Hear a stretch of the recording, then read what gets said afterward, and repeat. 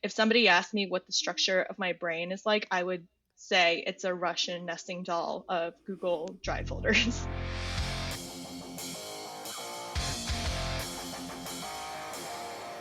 ACN Efforts, it's CNF Pod, that creative nonfiction podcast, a show where I speak to, on average, badass people about telling true stories. I'm Brendan O'Mara. Great. Look who it is. It's Wudan Yan. Oh, nice. It's nice. Freelancer to the stars. If you're still on Twitter, she's at Wudan Yan. If you're still on Instagram, she's at Wudan Yan. If you're still on the internet, you can learn more about her and her work at WudanYan.com. What a world we live in. Wudan is a wicked good fact checker and host of the Writers Co-op podcast. If you need a coach, well, maybe Wudan can help fix your swing. Wudan's latest story, depending on when you listen to this, is for Undark, titled The Vice of Spice, Confronting Lead-Tainted Turmeric. Say that however many times fast. It's a story that's been 7 years in the making for Wudan. She traveled to Bangladesh, so you didn't have to. It's a fascinating dive into food contamination, food doctoring, etc., etc. Make sure you're heading over to BrendanO'Mara.com for show notes and to sign up for the Rage Against the Algorithm newsletter over at Substack. Just click the lightning bolt on my website or visit rageagainstthealgorithm.substack.com. First of the month, no spam. So far as I can tell, you can't beat it. Actually, you can. If you dig this show, consider sharing it with your networks so you can help grow the pie and get the CNF and thing into the brains of other CNFers who need the juice. The show's listenership keeps tanking. I guess my charming personality might have overstayed its welcome in the podcast space. We'll always take nice reviews on Apple Podcasts, so the wayward CNFer might say, all right, why not? Shout out to Athletic Brewing, the best damn non-alcoholic beer out there. It's not a paid plug. I'm a brand ambassador, and I want to celebrate this amazing product. If you head to athleticbrewing.com and use the promo code BrendanO20 at checkout, you get a nice little discount on your first order. I don't get any money, and they are not an official sponsor of the podcast. I just get points towards like swag, beer, maybe a hat or a t-shirt, as if I need more hats and more t-shirts. Give it a shot. Trying not to drink until I turn in a shitty fucking draft of this motherfucking book I'm working on. Got 8.5 months to be sober. I'm miserable. Here's Wudan. Riff.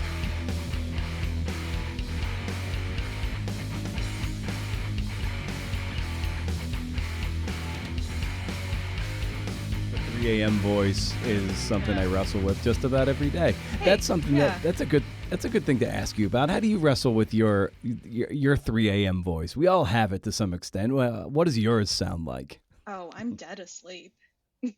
All right, so 3 p.m. voice, maybe. Well, I stop working at 3 p.m. Usually by that point, I'm trying to think about what I need to do the next day, which is not fun, but necessary just so I'm organized and start work at 8:30 in the morning with a plan.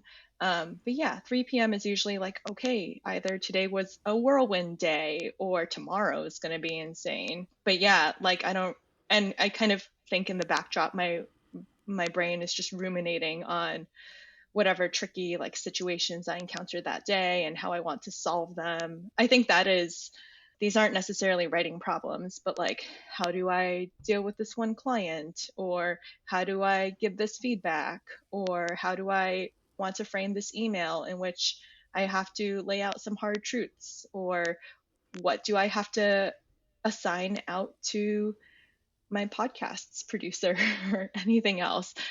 It's so funny. I'm not ruminating on things that will earn me money for words, but things that will keep me respectful as a worker. Oh, for sure. Yeah, it sounds like it's more what kind of keeps you awake, or what keeps the gears turning in that sort of anxiety driving kind of way is more, business admin type stuff versus creative stuff. Yeah, for me it's hard because I'm a really direct person, and if the person who's receiving information is also direct, that they don't perceive it as aggressive, they perceive it as kind and helpful. But I think I don't know, just experiencing a lot of different communication styles, and I think I need to be conscientious of that. With fact checking, and as someone I've knocked on the door of some fact checkers and haven't heard back from them because I wanted to just talk to them about how they go about that. And you do some of that work.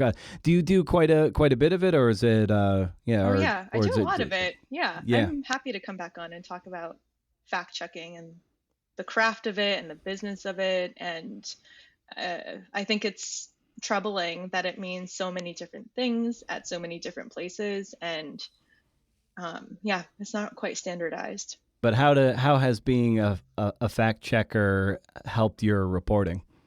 When I quit grad school to become a journalist, and I guess if folks haven't heard me on the show before, they can go to the other time that you spoke to me. But I quit a career to do journalism, which smart, dumb in retrospect, I don't know. And because I was coming from a research background as an intern, the magazines wanted me to apply my research skills to magazine stories via fact checking. And so I trained up at a magazine that I think had really good fact checking guidelines and principles. And now when I report a story, I am constantly annotating as I write, especially if I know the story is going to go through a fact check process. And I think that's just made me really diligent in tracking where things come from. And I think that's a relevant point to what we're talking about today, which is a story that's taken me about 7 years to get out in the world. Because over the course of 7 years, I very slowly amassed information, whether from interviews or research papers that came out. How am I tracking those things, right? I think that's a question that a lot of people might wonder if they're embarking on something, even like a book project. So I think because I was trained as a fact checker, I, in the back of my head, am always like, this story is going to get fact checked. Also, I want the fact checking process to be seamless as possible, as seamless as possible. So let me just have all that backup there. Like it just exists. I give my fact checkers a huge nested Google Drive folder at the start. And if somebody asked me what the structure of my brain is like, I would say it's a Russian nesting doll of Google Drive folders. Very nice. So this story on food fraud and turmeric and lead additives and so forth, it came to you like 7 years ago. So maybe take us to that moment of what turned you on to this idea. So in 2016, I was going into my second year of freelancing, and I had just finished an internship at Nature Medicine. My editor there just completed UC Berkeley's Food and Farming Fellowship, which is run out of UC Berkeley School of Journalism, and it was headed by Malia Wallen and Michael Pollan. And my incentives for applying, for wanting to apply for this program, felt like pretty simple. One, my editor had a great experience and she really recommended it. Also, I feel like at that point of my career, I had so much to learn. I felt like I had so much to learn, and I definitely had a lot to learn. And I thought it would be really cool to learn from who else but Michael Pollan. And in my head, I'm like, all I have to do now is find an idea that they're going to take. Also, knowing that like fellowships and grants are competitive to get. And so I kind of just like read widely about food issues, and there are some industry web pages that I kept looking at for inspiration. And I kind of just got really interested by this idea of fake food. And the story I started with that I pitched to Berkeley had to do with an individual who uses a very unconventional approach to trying to solve food fraud. I don't actually want to say anything explicitly because this is an idea that I hope I still can develop, and I don't want all your listener base to go and scoop me. So I pitched a very different story then as like, here's an individual who is trying to use an interesting kind of controversial solution to solving this very big problem. I think the stats are like 30% of what we find in grocery stores that's marketed as something is not what it is. And that's horrifying. And looking at food fraud, and my story is about spice fraud, but kind of going into this rabbit hole really taught me a lot about my own habits as a consumer, and what are authentic food choices I can make as a result. So I pitched that story. UC Berkeley accepted it. They brought us there for a week, all the fellows there for a week to workshop our stories. I don't think they expected us to place it immediately, but we talked about how to best pitch our stories, where to pitch our stories, how to think about the narrative arc of the story, and how to report it out as a result, like eat delicious food and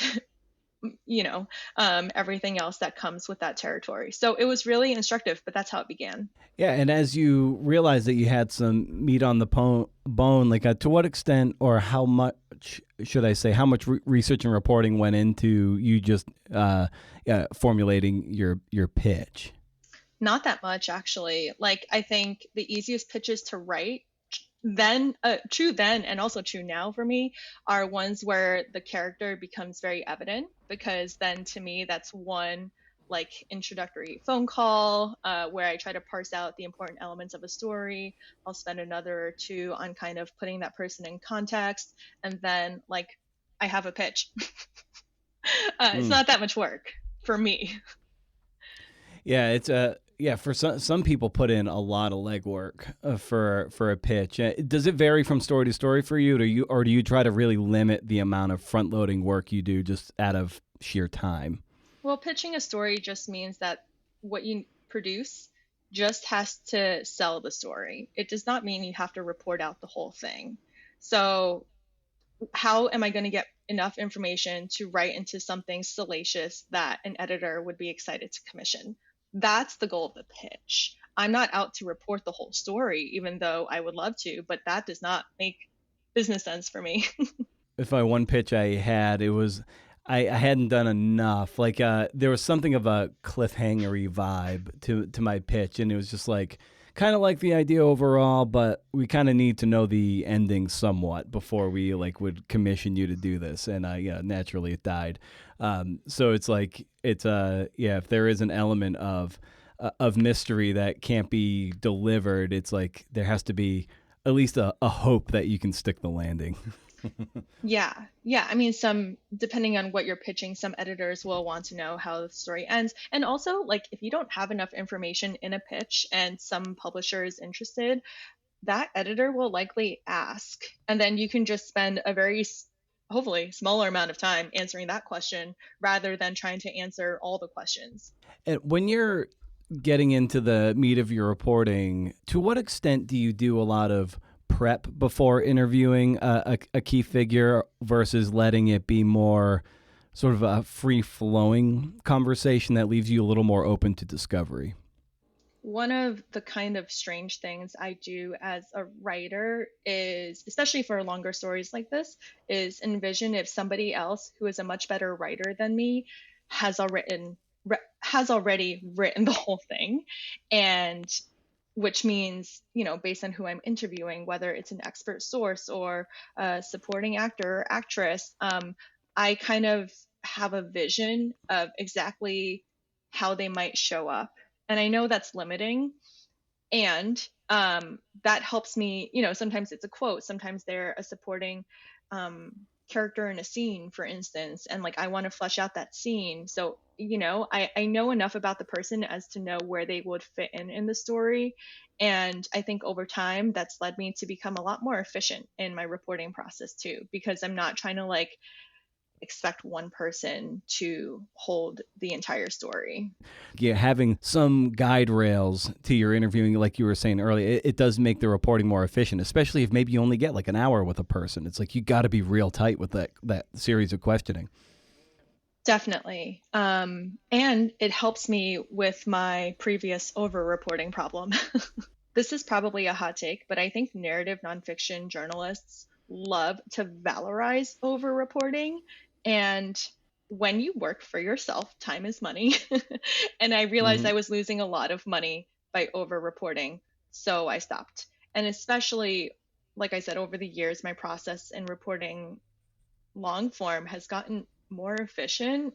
And I think, yeah, there's no reason to over-report. If I'm out in the field and I'm just trying to talk to as many people as possible, if people keep saying the same things, telling me things that are new, and I keep trying to ask questions that elicit something new, but I'm just not getting anything, it's time to move on. And there's nothing wrong with that. And another thing I do at the start of a story is outline it. If I have a 4,000 word feature commission, I'll break it into roughly 5 sections of 800 words each. And the general structure of any feature story is scene, exposition, ends on the scene. And like just ballparking the idea of each section warranting 800 words, I would kind of, again, go back to my mental sketch of what somebody else who's a better writer than me would have all of those sections be and what key questions need to get answered. And then I think about who is the person who can help me answer this key question. And that's when I start outreach to sources who can help or look at my reporting notes to see how what I have can already fit in. I know this process seems really, what's the word I would like to use? Anal. But and maybe it sounds really rigid, but I think through as long as I have a starting point, I'm really flexible to the shape of the story changing. I am flexible to some sections being longer. I am flexible to some of the information not bearing out in the ways that I initially thought, but at least it gives me a starting point to start asking the questions that I proposed in my pitch or that my editor also wanted answered or anything else. You've referred to this writer that you envision that's better than you to kind of get you into that headspace, if you will, as you're. What is the shape, or who is that writer that you envision as better than you that you kind of that you embody, that you try to embody? It's not a single person. And early in my career and talking to mentors who write long form, their advice to me was to read a lot of what I wanted to produce. And I didn't really understand that advice, but now I do, because reading other people's work and studying it and dissecting it is kind of like going to journalism school for free. And along with fact checking too, for me, I'd say. And so seeing the structure of stories and how they flow and the user experience as a reader informs my approach as a writer. So I spent a lot of time reading features from the New Yorker and Harper's and New York Times Magazine, California Sunday, rest in peace, and so many others. And all of them have that scene exposition format, more or less, unless you're John McPhee. Then you can like go in circles and roller coasters. But yeah, just seeing that basic form has really helped me a lot, and just coming up with something simple to start. And again, like being open to the fact that that shape could change.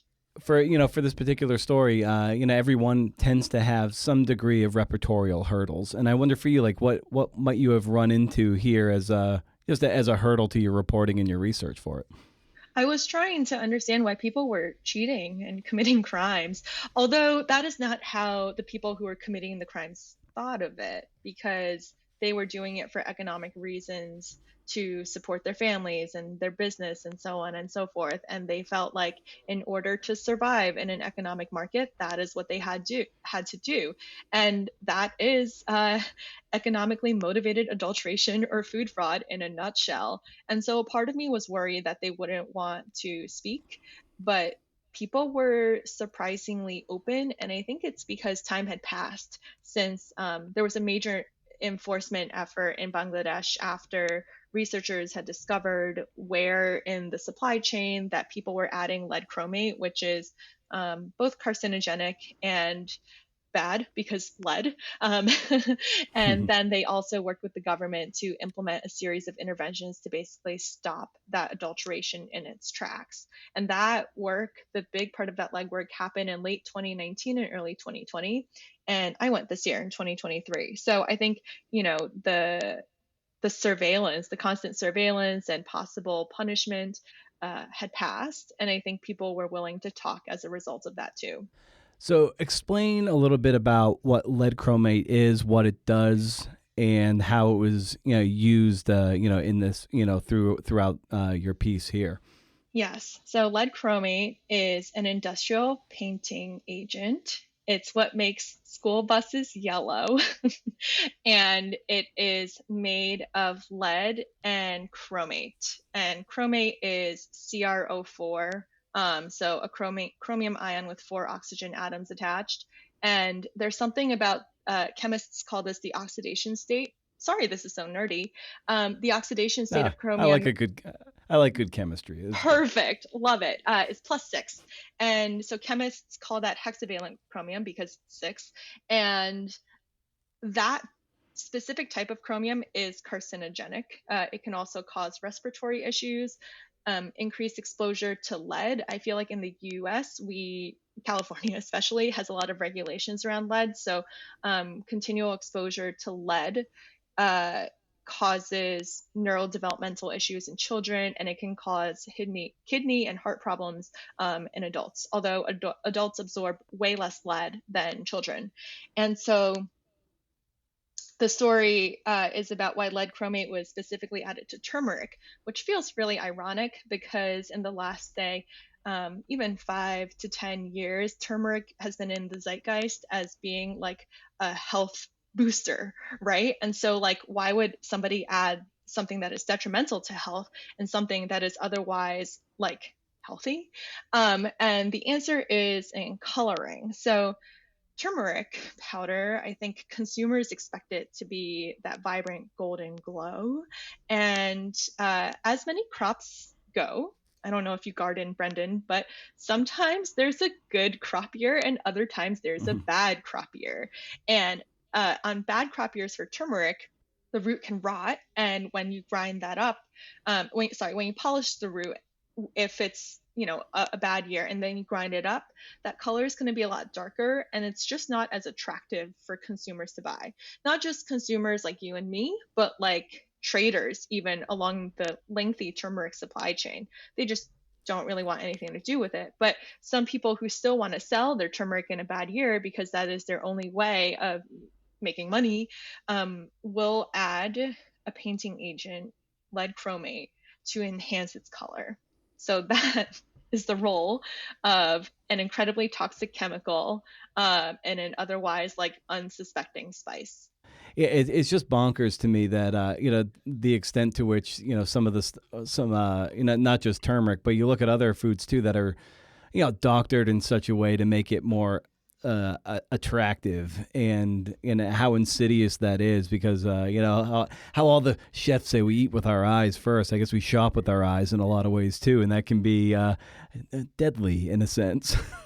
Yeah, I mean, I would think that lead chromate feels a lot more deadly, but some things are like really hidden. So for a while, I was trying to draw a story out of the adulteration of cumin powder because there was a lawsuit that got settled in Texas about a woman who went into anaphylactic shock because she has a peanut allergy and she bought a chili mix, I believe, with cumin as a component, but the cumin component was adulterated because the company who manufactured the cumin basically used like ground peanuts as additional filler to like make up the additional volume before Mm. selling it to the packer.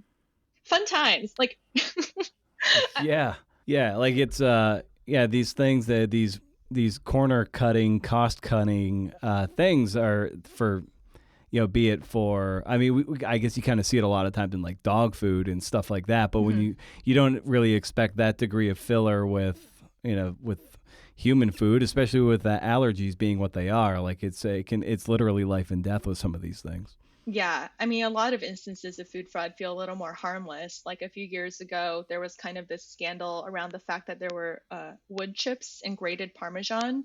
And that's Mm. also hilarious because what people meant by wood chips was that it was actually cellulose, which is a component of plants.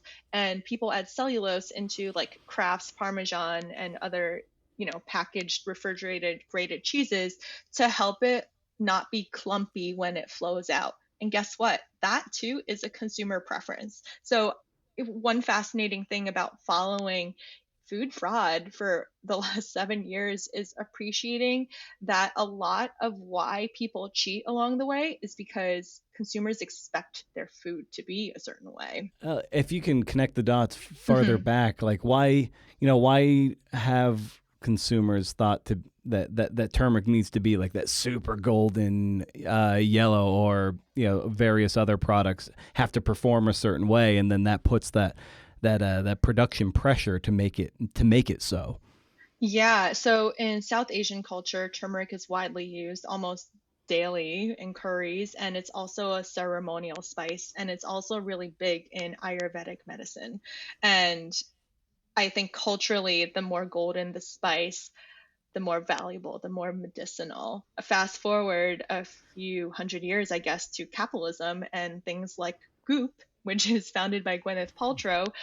She can post a very tantalizing photo of turmeric latte, the Mhm. golden and milky swirl, and then that kind of takes off.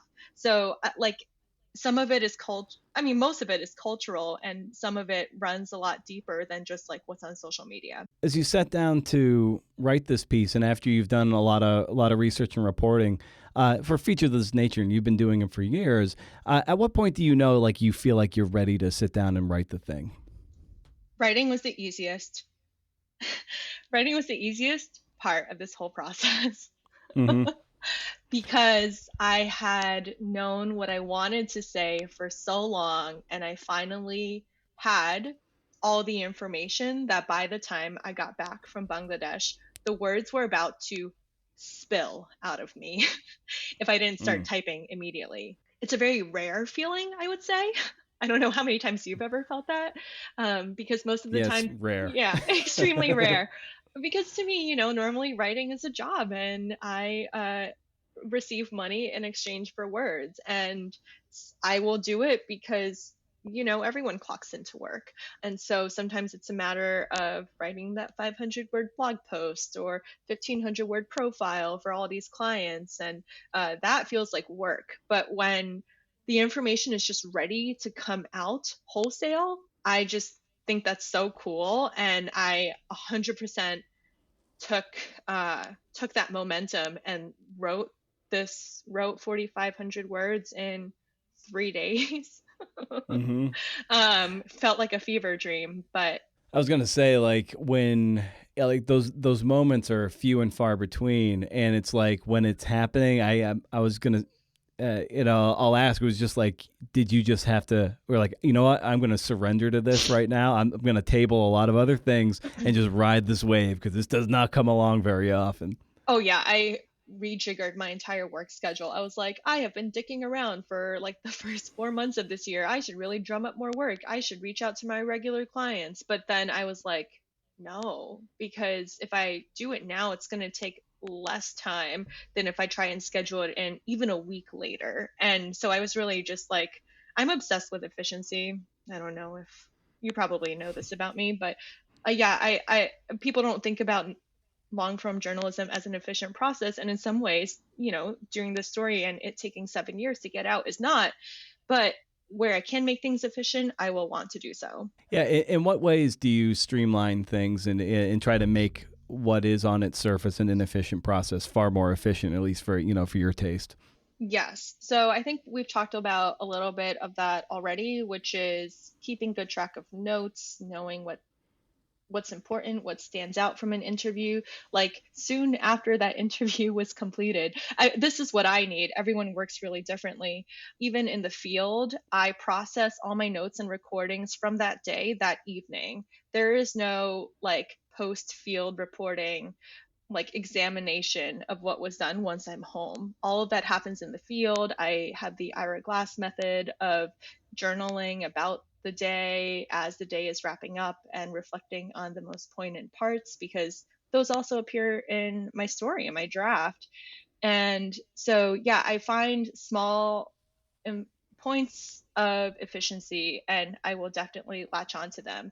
Aside from this story, one other thing that might feel pedantic too is just tracking like all the sources I need and making sure that I am getting them, whether they are of like a specific a specific voice, an expert type that I need, or a specific type of like story character that I require, and kind of just like treating it as a checklist.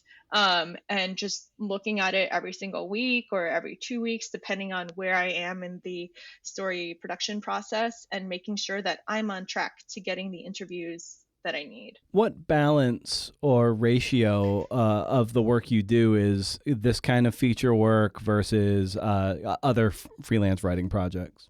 If you asked me this 5 years ago, the balance would have been incredibly different.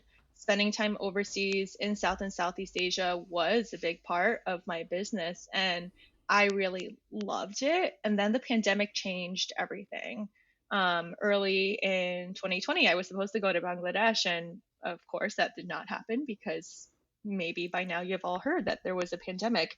And so I pivoted into covering COVID, and I was doing so much COVID reporting, and I was writing and reporting like 3 articles at a given time, and it really burned me out. And in that first pandemic year, I also dealt with mental health issues, and that also made me look really closely.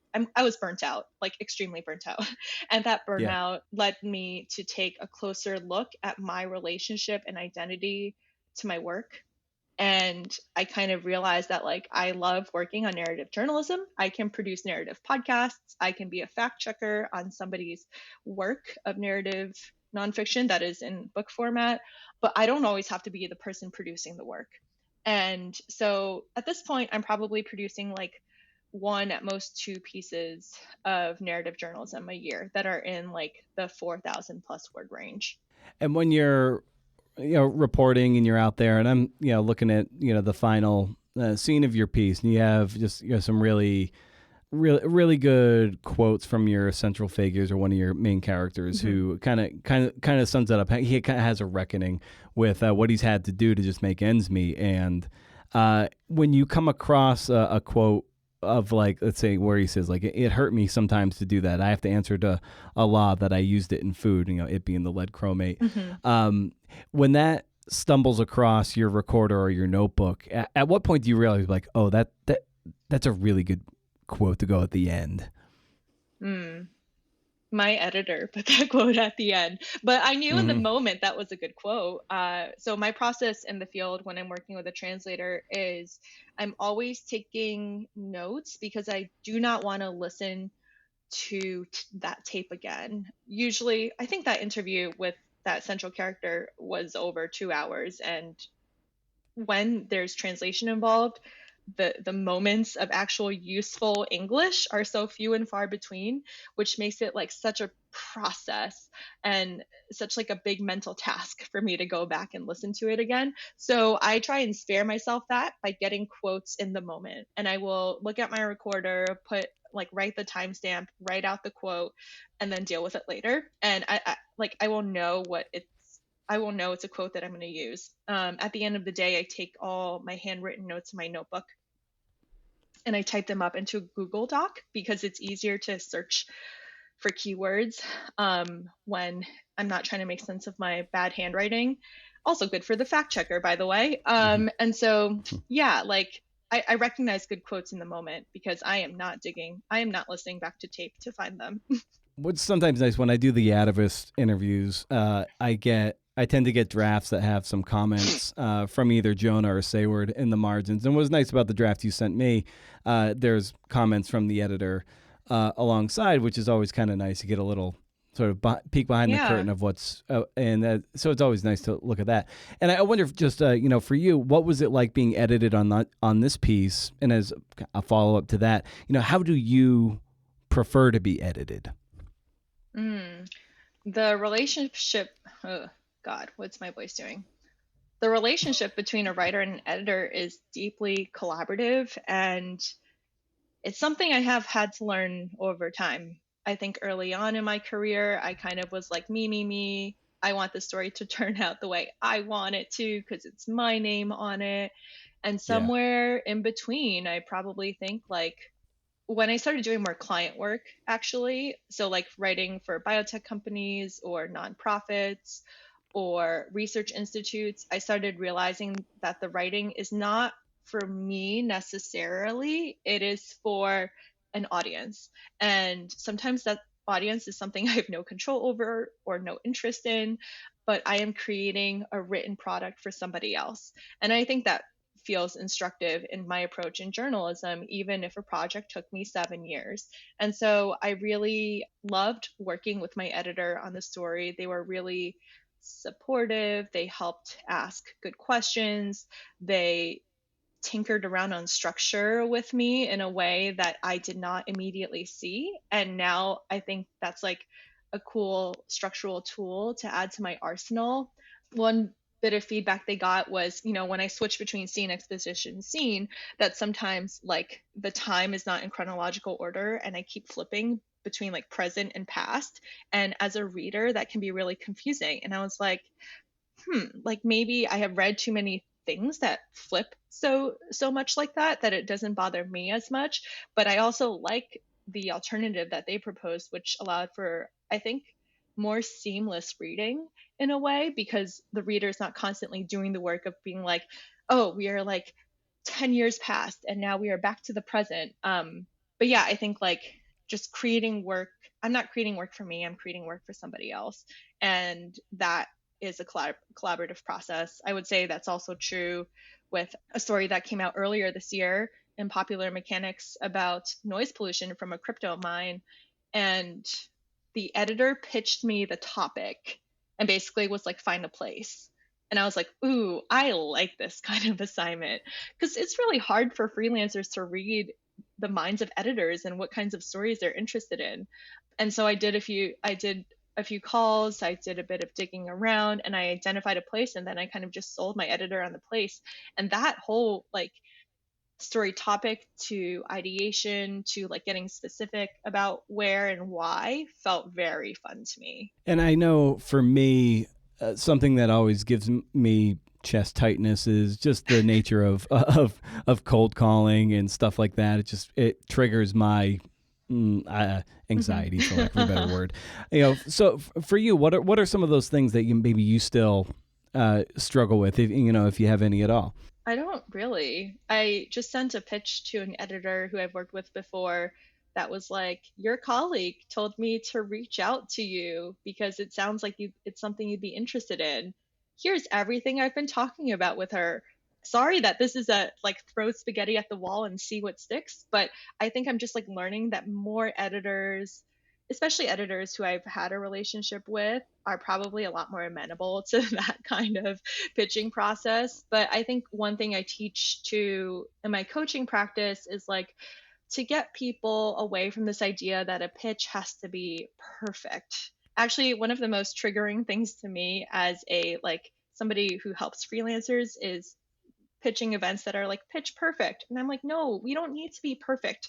The pitch just has to be good enough to sell something.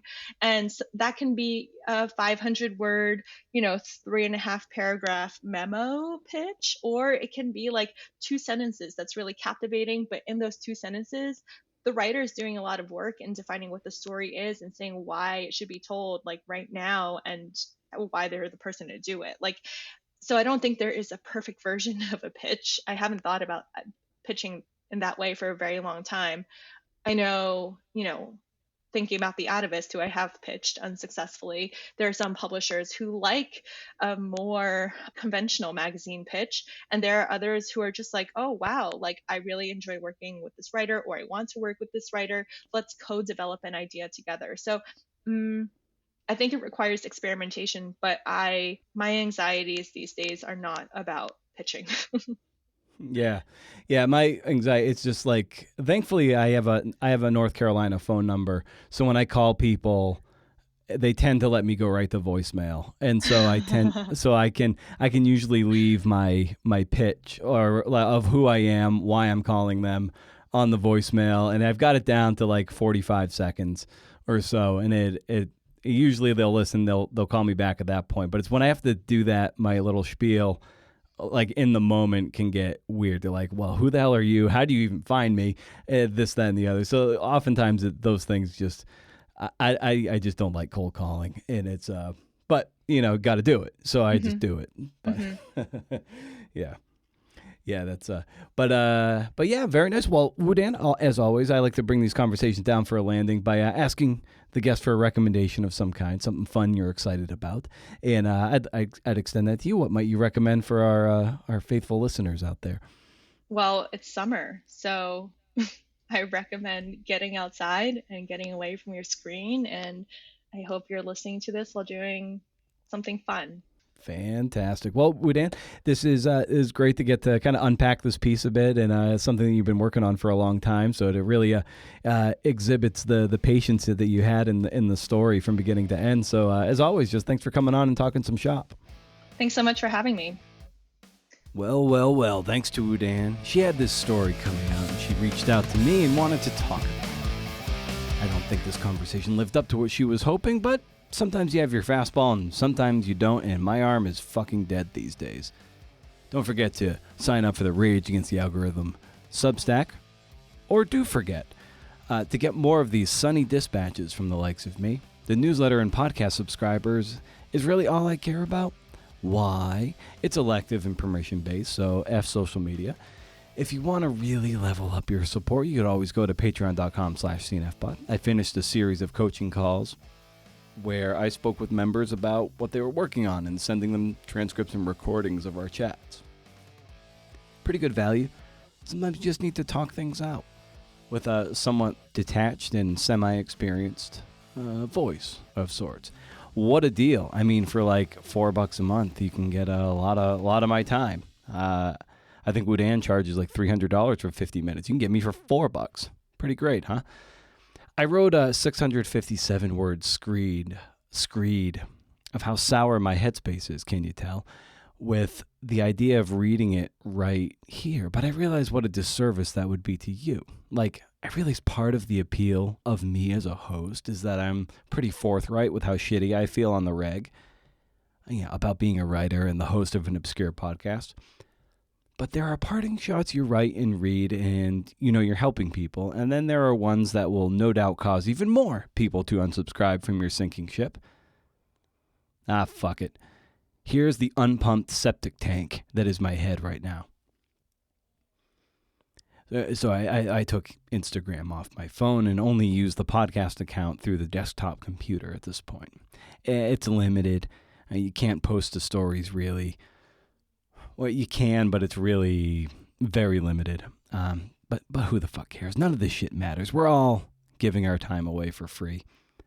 I'm telling you, I'm in a real bad mood. It just came on really quick. Like, I wasn't in a bad mood when I woke up. Most days I am, but today I was like, okay, things are okay. I'm almost at genius level on spelling bee. Got Wordle in 6. That happened. But I'm just in a bad mood. That's really shitty of me to dump a bad mood on you in the parting shot of a podcast. I just want to, I'm at a place where I just want to burn it all down. I don't see the point to anything. Who are these people who wake up in the morning and they're like happy? When 5:30 or 6 a.m. rolls around, I'm like, fuck. Like, here, it's happening. Here we go again. And listen, I realize this is an insult to people we've lost, people who were taken before their time, people who lived and relished, and just every day is a gift. I realize it's an insult to people, to those people, or to people who wish they could just have one more day on this pale blue dot. I'm just fed up with everything. I can't exactly put my finger on it. Maybe it's because, book stuff it doesn't feel like it's going particularly well. Maybe it's because for 10 weeks, we've largely been on house arrest managing these 3 dogs. I only go out in public to go food shopping. And then, what an asshole. You have a roof over your head and food and health insurance. The fucking gall to even complain. Yeah, it's a big reason I've pulled about as far back from social media as I possibly can without deleting everything. Because I find people's cries for attention so transparent and nauseating that it just makes me angry. Lately, everything has brought out the worst in me and the worst of me. You don't deserve this attitude if you're still listening, the 4 of you that make it this far. What right do I have to be grouchy when I have that coveted book contract with a recognizable publisher? Isn't that the dream? One more year would be the fucking dream, but can't do shit about that. Right now, I'm the guy you avoid at the party. Well, no, wait. Now, I'm the guy you don't even bother inviting because you wouldn't leave your sunroof open during a thunderstorm. Or if you do, let's hang out. I often wish I was this guy, Joe. I think we all have a Joe in our lives. Maybe you're Joe also, and good for you. I've probably talked about him before. He has his 9 to 5. He loves going on like 2 to 3 cruises a year. He likes working on his house. Lives for slow pitch softball season. Like he wears a full uniform. And get this, at last check, and granted this was a few years ago, the dude like slides into second base. Nobody slides. Joe fucking slides. And the guy, so far as I can tell, is the happiest motherfucker on the planet. My wife also noted he has a hot wife, or at least a wife that's definitively out of his league. Either way, bonus. And then when Wudan in this conversation, she brought up that she had earned a fellowship for this piece she wrote. And I thought to myself, wow, like how do people even find out about fellowships and shit? Like I have no idea.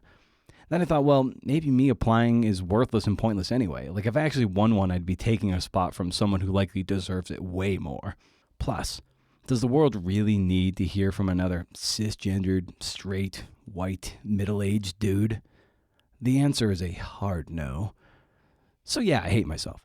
That's what all this boils down to. I've hated myself since I was 14 years old. So 29 years of self-flagellation, self-hate, self-defeat, self-loathing.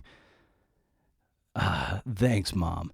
I get it from her, and I haven't been able to wrestle that demon to the ground. Yeah, not that not calling my mom the demon, the more figurative demon. For years, I had to almost hide any success I had from her, like on the phone, and just play the lovable loser. Otherwise, she would no doubt turn on me. When my sister elevated her station, my sister was like dead to her. Mom would likely turn on me, like think I was somehow better, think I deserved a higher station in life. And the thing is, like when you are pathologically self-deprecating, as I have been my entire life for the most part, to get a laugh, give it enough time and you start to believe it. My dad always said that the world needs ditch diggers, and I was like, who am I to think I'm above ditch digging? He was ashamed when I got a job as a janitor in college. It was nasty most of the time, but occasionally there'd be like free donut holes still in the bakery, and I would put them in, I would chew on them, and I would spit them out. It was sort of like this pre-bulimia because I just hate how I looked and my bad body image. And I told my friend John, who worked with me, I'm like, hey, I invented a new eating disorder. It's just you chew on it and get the flavor and then spit it out. And he was like, wow. Anyway, I was thinking of deleting this entire parting shot, but then I was like, you know what? Fuck it. Leaving it in. Okay? Stay wild, CNFers. And if you can't do, interview. See ya. Maybe next week. Maybe next week things will be better.